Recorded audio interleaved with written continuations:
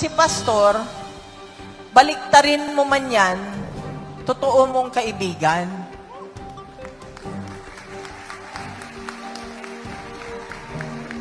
Inoferan man siya ng pera, hindi mo nila kayang bilihin.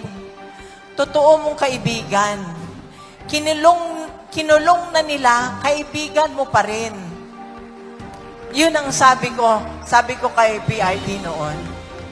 So, yan ho, dyan nyo na ho makita kung anong klaseng tao yung bang hindi ka lang mabuti porket ano ka, yung na habang nasa baba ka pa.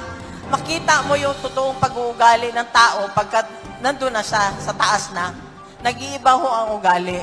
Alam nyo, nung nanalo siyang presidente, grabe ang dasal ko. Sabi ko, Panginoon, help me to be humble. Kasi ayaw ko ayaw ko yung madala ko. Kaya, I stick to my old friends.